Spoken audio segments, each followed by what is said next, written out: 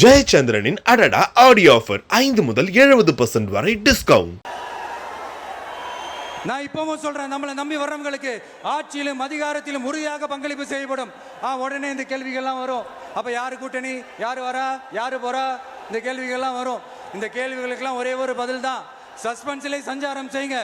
ஆனா ஒண்ணு, 2026ல 2 பேருக்கு நடுவுல தான் போட்டியே. ஒன்னு டிவிகே, இன்னொன்னு டிஎம்கே. இந்த போட்டி எப்படி இருக்க போதுன்னா, இந்த அலையன்ஸை வச்சு எப்படியாவது நம்ம தப்பிச்சிடலாம். என்ன இந்த பழைய இந்த மேத்தமேட்டிக்ஸ், அரித்மேட்டிக்ஸ் இதெல்லாம் வச்சு எப்படியாவது நம்ம தப்பிச்சிடலாம் அப்படின்னு நினைக்கிறவங்களோட அந்த கனவு ஒரு நாளும் மெய்ப்படாது.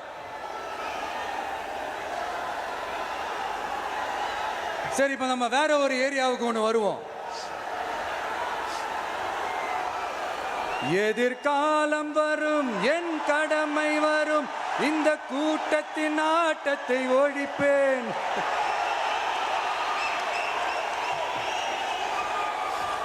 மக்கள் அரசியல் என்ற அந்த சவுக்க கையில் எடுக்கலாமா? யாருக்கு எதிரான தானே கேட்கிறீங்க? வேற யாரு? மறைமுக உறவுக்காரர்களான பாசிச பாஜகவும் பாய்சன் திமுகவும் தான். மாண்புமிகு பிரதமர் நரேந்திர மோடிஜி அவர்களே 3வது முறையா ஒன்றியத்தோட ஆட்சி அதிகாரத்தை நீங்க தானே கையில் வச்சிருக்கிறீங்க. இல்ல, நாங்க தெரியாம தான் கேட்கிறோம். நீங்க ஆட்சிக்கு வந்தது ஒட்டுமொத்த மக்களுக்கும் நல்லது செய்யவா, இல்ல நம்மளுடைய இந்த இஸ்லாமிய நண்பர்களுக்கும் இஸ்லாமிய தோழர்களுக்கும் எதிராக சதி செய்யவா? மக்களுக்கு உங்ககிட்ட கேட்கறதுக்குன்னு ஏராளமான கேள்விகள் இருக்குது. அதனால அவங்க சார்பா, அவங்கள ஒருத்தனா, அவங்களோட ஒரு உண்மையான ஒரு பிரதிநிதியா உங்ககிட்ட சில கேள்விகள் கேட்கணும். மிஸ்டர் பிரைம் மினிஸ்டர் அவர்களே, நம்ம தமிழ்நாட்டு மீனவர்கள் கிட்டத்தட்ட ஒரு 800 பேருக்கு மேல இலங்கை கடற்படையால தாக்கி அழிக்கப்பட்டிருக்கிறாங்க. அதை கண்டிக்கிறதுக்காக உங்களை பெருசா எதுவும் செய்ய சொல்லல, சின்னதா ஒண்ணு மட்டும் செஞ்சு கொடுங்க. இனிமேலாச்சும் எங்களுடைய மீனவர்கள் பாதுகாப்பா இருக்கிறதுக்காக இந்த கச்சத்தீவை இலங்கை கிட்ட இருந்து மீட்டு கொடுத்துருங்க, அது போதும். உங்களுடைய இந்த முரட்டு பிடிவாதத்தால நீங்க நடத்துற இந்த நீட்டு தேர்வு, அதனால இங்க என்னென்ன நடக்குதுன்னு சொல்றதுக்கே மனசு வலிக்குது. அதனால அந்த நீட்டு தேர்வு தேவையில்லைன்னு அறிவிச்சிருங்க, அது போதும். செய்வீர்களா திரு நரேந்திரபாய் தாமோதர் மோடிஜி அவர்களே? எங்களுக்கு என்னென்ன தேவையோ, என்னென்ன நல்லதோ அதெல்லாம் செய்ய மாட்டேங்கிறீங்க. ஆனா ஆட்சி அதிகாரத்தை மட்டும் கையில வச்சுக்கிட்டு மக்களை ஏமாத்த நேரடியாக ஒரு பாசிச பாஜக அடிமை கூட்டணி ஒண்ணு. அடுத்து உங்களோட இந்த மைனாரிட்டி ஆட்சியை ஓட்டுறதுக்காக மறைமுகமாக RSS அடிமை குடும்பம்னு இன்னொரு கூட்டணி. இப்படி மக்கள் சக்தியே இல்லாத இந்த ஊழல் கட்சிகளை மிரட்டி அடிபணிய வச்சு 2029 வரைக்கும் சொகுசு பயணம் போயிடலாம்னு திட்டம் தீட்டி வச்சிருக்கிறீங்க. அதானே ஜி? என்ன ஜி? ஒண்ணு மட்டும் சொல்றேன், தெரிஞ்சுக்கங்க. என்னதான் நீங்க இந்த நேரடி மறைமுக கூட்டணி குட்டிகரணம் போட்டாலும் தாமரை இலையில தண்ணியே ஒட்டாது. தமிழக மக்கள் மட்டும் எப்படி ஒட்டுவாங்க?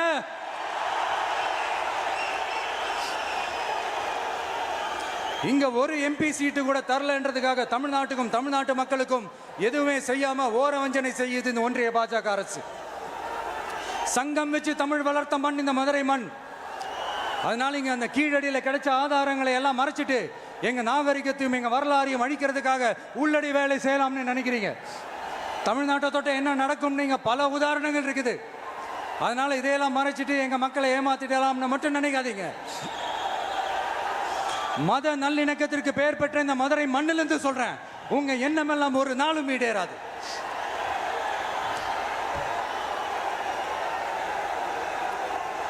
எம்ஜிஆர்னா யார் தெரியும்ல? அவர் மாஸ்னா என்னன்னு தெரியும்ல? அவர் உயிரோடு இருக்கிற வரைக்கும் அந்த சிஎம் சீட்டை பத்தி ஒருத்தராலையும் நினைச்சு கூட பார்க்க முடியல, கனவு கூட காண முடியல. எப்படியாவது அந்த சிஎம் சீட்டை என்கிட்ட கொடுத்துருங்க, என் நண்பர் எம்ஜிஆர் திரும்ப வந்ததுக்கு அப்புறம் நான் திருப்பி கொடுத்துட்றேன்னு தன்னோட எதிரியை கூட மக்கள் கிட்ட கெஞ்ச வச்சவர் எம்ஜிஆர். எப்படி கெஞ்ச வச்சவர்? அதனால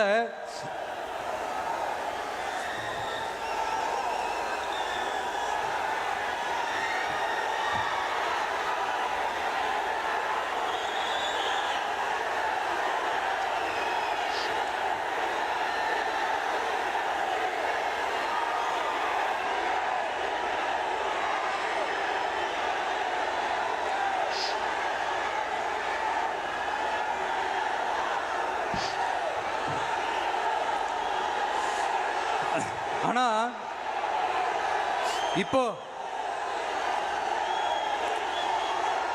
அவர் ஆரம்பிச்ச அந்த கட்சியை, எம்ஜிஆர் அவர்கள் ஆரம்பிச்ச அந்த கட்சியை கட்டி காக்கிறது யாரு? இன்னைக்கு அந்த கட்சி எப்படி இருக்குது? அதை நான் சொல்லிதான் உங்களுக்கு தெரியணுமா என்ன? அப்பாவி தொண்டர்கள் அதை வெளியில சொல்ல முடியாம வேதனையில தவிக்கிறாங்க. 2026 சட்டமன்ற தேர்தலில் யாருக்கு ஓட்டு போடணும், எப்படிப்பட்ட ஆட்சி இங்க அமையணும்னு அந்த அப்பழுக்கற்ற அந்த தொண்டர்களுக்கும் ரொம்ப நல்லாவே தெரியும். அதனால என்ன வேஷம் போட்டுக்கிட்டு பாஜக இங்க தமிழ்நாட்டுக்குள்ள வந்தாலும் அவங்க வித்தை எல்லாம் இங்க வேலைக்கே ஆகாது. ஜெயச்சந்திரனின் அடடா ஆடியோ ஆஃபர் 5 முதல் 70% வரை டிஸ்கவுண்ட்.